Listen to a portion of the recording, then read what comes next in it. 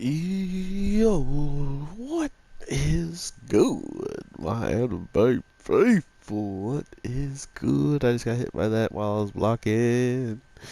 Yo, we got ourselves some interesting muscle episode, and I think I'll pick the most muscular people in the game after this fight. So bear in there with me. But yeah, overall, man, this week's episode was pretty normal, pretty normal, funny, and very not entertaining, informational for those people out there who don't know about certain workouts or things that you could just do at home. I thought this was a pretty smart way of showing like, oh, you don't want to go to the gym and you think that you can't really get anything out of being at home and doing this stuff? Like, here you go. This is the stuff to do at home. And here's a informational guy showing you how to do said things and like I don't know. I thought this episode was pretty funny. Not to mention the fact that the teacher straight up like just wants to have a day in the gym, probably without running into them, but that will definitely never freaking happen just because of how unlucky she is and how much we love to see her with the students and regards. So she's always going to run into him. That's just a known fact. But the other thing that was really interesting overall was the fact that um, they showed this prime time, and this is like an actual like problem at a lot of gyms. Like it just gets so ridiculously hectic that you're like, oh, I want to use that machine over there, and then you're literally walking towards it, and about five, six other people are also either looking at it or have already pretty much, you know, try to make it clear that they've been there waiting. And it's definitely one of the more annoying times to go to the gyms when it's just packed and to the brim of people. But man, was they were right when people like when it feels like when one person leaves, it feels like they all leave. Like everybody, it's like, oh, wait, so that guy didn't do as much workout as me, and I'm still working out. I think I get to leave too. Like it just feels like they all are flocking like some ducks. So let's get our muscular people. Okay, we got All Might, we got Tagoro, and I think we gotta go with No Star. Yeah, we have to go with North Star. Buff man. Um, but yeah, we definitely get a lot of comedy out of this show, but at the same time, I understand why people can't watch it because of the informational side of, oh, if you do this dip with two chairs in between you, you're gonna, work out these things. Like I'm someone who actually went through massage therapy and actually learned every single muscle and all that stuff. So to hear all this stuff, it's more of like a zzz, like something zapping off in my brain. Like you know this, you know that, you know this, you know that, you know this, you know that. And the one thing I actually wanted to get into was sports massage, so I could like literally do very active massages that don't just have you laying still and stuff like that.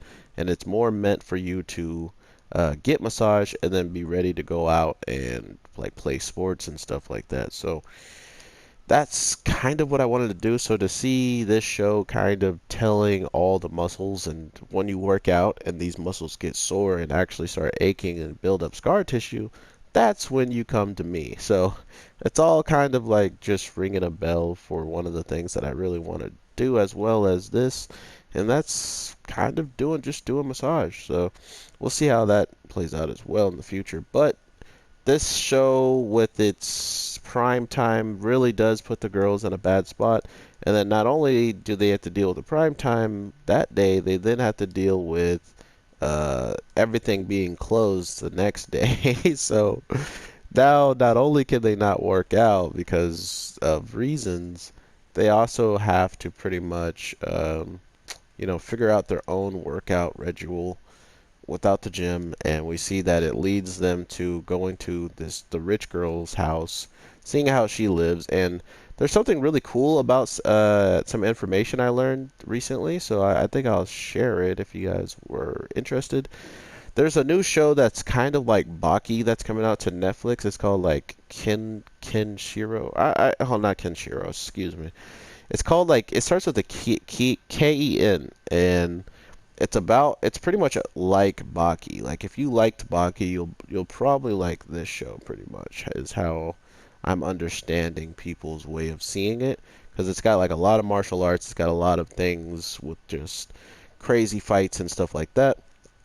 So the cool thing about this is there's a character in this show that actually exists in the other show I was just talking about. So there might be a chance of us seeing even crossovers of, characters from different shows within this one just because of its history and what people have already, uh, you know, seen in mangas and stuff like that, which I thought was pretty awesome. Like, I think it's the girl that we just met, like we not met, but the girl that we just went into her house. The sister that they were talking about is the one who actually is like she shows up in that other anime a lot. So I don't know. It sounds relatively interesting, and because I heard that they were like, you know, they star in a anime that's really about martial arts and hardcore fighting, it really made sense why the boxing stuff was, so elaborated on because